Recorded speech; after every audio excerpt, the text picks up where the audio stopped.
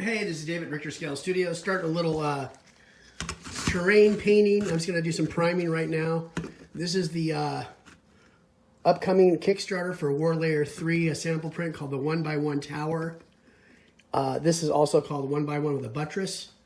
A really cool terrain piece. I'm just going to give it a black primer coating right now with some Rust-Oleum 2-time coverage. I'm just using a piece of PVC to keep the I like to black everything out before I put real color on it. And this is going to be airbrush eventually, and that's going to be the main color on top of the primer. That is Army Painter Skeleton Bone. It matches the actual miniatures paint they make. I'm going to use that as the base coat. It'll be highlighted up, and also you'll see other tricks I use. Not really tricks, other methods to shade, and other brands of paint I use. So I'm just going to start laying generous coat of the black primer on this, especially want to get it on the inside. There is a lot of detail on the insides of these, but it can be hard to pick out, especially how narrow these buildings are. And these are mostly going to be solid, I guess not really line of sight, but also like fire lane breaking and just impassable terrain type things. So I'm going to come back after I get this all blacked out on both sides. Maybe hit with a little gray so it doesn't desaturate the skeleton bone too much. And then we're going to go in and start airbrushing it and detail it. We are back. So I blacked everything out as in the last section. Came back, flipped everything over, stuffed it with some junk newspaper, junk mail newspaper to kind of mask inside, just to keep the darkness, so to give it a little more contrast. And then I just kind of zenithal it with some of this Rust-Oleum filler primer.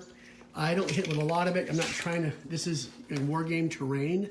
I'm not trying to make it look like in insane detail, like it was resin cast or injection molded plastic. Because it is, just take it for what it is. It's 3D printed terrain. Amazing stuff that comes off your machine at home. And now I'm using Army Painter Skeleton Bone. I discussed this in the last video. And this is gonna be like ivory. I'm kind of going with that Games Workshop Kill Team kind of color scheme, but kind of making my own. And this is going to be a base coat because we're going to pick out detail later on. And I kind of dig this because it's got a little bit of green in it. And with the gray underneath, it pulls it out, but not too much. And I'm getting a little bit of spotting off of it. But like I said, we can fix it with the airbrush when we come back. So we can do the shading. Like I said in the beginning section, Army Painter makes their regular paint the same tones as their primers. So I can bring out the Army Painter miniature paint, Skeleton Bone, and then maybe do some ivory or some cream color to make the highlights. And then I have some other stuff from Golden paint, some airbrush paint to do some shading with it. It's real thin, transparent colors of like dark smokes and browns. So I'm going to finish this up. When you see this, it'll be upstairs in the studio airbrush booth and ready to get some more color added to it. And still kind of thinking it out. I think I might use some real metallics on it. I think doing non-metallic metals may take forever, doing a whole table. There could be some quick ways of doing that too, but I think just doing some on these windows and the vents, or pick those out, and maybe these corners, but I really don't want to take away from this color scheme that I'm starting with it. So we'll be back in a second. Hey, before I show you the end result of just doing the spray paint, I just wanted to show you the 2 printers I've been using for all of Warlayer 3. I wanted something that represented the low end, which are still awesome printers, the Ender 3. This is around a $200 printer. And you'll see the piece that's almost identical to this. It's already been printed on the Prusa I took off not too long ago. And this is anywhere from $700 to $900 delivered. This is the Prusa Mark III. This is more on the upper end line of consumer printers. This is out of the Czech Republic by Josef Prusa, where basically most of these printers are all based off of.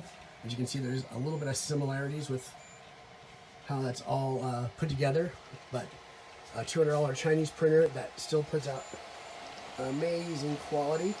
So we'll go downstairs and see what that spray paint looks like. Okay, I have everything set up in my dining room to kind of show off what some basic spray can techniques can give life to a table. That's the table itself, the Kill Team size. That's just been primed, but in a modeled way, so it gives it a some kind of character. And you saw this in the previous video, obviously, how I did that. And this is how those buildings turned out from downstairs, from this black zenithal gray, then hitting it with a bone color. I'd either use the Army Painter bone or grab some, it's a khaki, I'll put a name up here for it. It's a flat khaki camouflage color. It works really good, easier to get a hold of and a little less expensive. I did some experiments with some other pieces on that I was very happy with. Like I said, my Instagram has recipes for all the greens I did to just break up the color differences. All the risers, bridges, and stairs are done like that. Then I have a spillover table here. This is an old Mantic Dead Zone table I did and repainted it. And I'm using it more of like a neutral posing thing for dioramas and different terrain pieces I'm doing. And I can do photographic backdrops on it so it looks, neutral, looks kind of cool. And this blue octagon thing, this is an experiment that may go wrong. We'll see. But, detailing it and, washing it might knock it back enough. But I just grabbed a can of just random stuff and just threw it on there. Something that kind of stands out from the rest of the terrain. I'm going to go around the back side of it and show you something. And we'll end the video here. So we're on the back side of the board, the way it's set up. You can see the scale of it. Here are some orc boys for a kill team. Kind of just lining up and looking down the fire lane at some unpainted Catechin and some ultramarines. And this is kind of the surprise. This is kind of just a setup thing to kind of show a blown up building. These two pieces are scatter terrain. They can be pushed around, and there's other pieces that are coming out that can actually add on to the building to look like it's exploded out. But this is kind of the cool part. This is two different pieces that I kind of wedged in there for flooring. And then there's a solid broken floor right there with an orc boy on it. I do have some ladders. Let me see, grab that box. I wanted to put everything colored on here, but these were some test ladders and some barrels that Andrew did. And you can see how these all work out. I think that's a broken ladder that was design broken. And those are not finished pieces. I know he was designing more stuff and changing things up.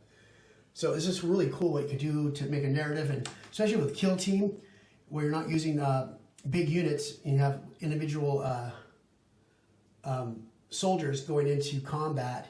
You can, these little places are really cool for that. And you can see the back of everything. So I'm going to end the video here. I'm going to start doing more detailing because this has got, everything's got color on it so far. I still have probably more pieces in a box that I printed out and got to add to this. So I will see you in the next section. As usual, thank you for joining me.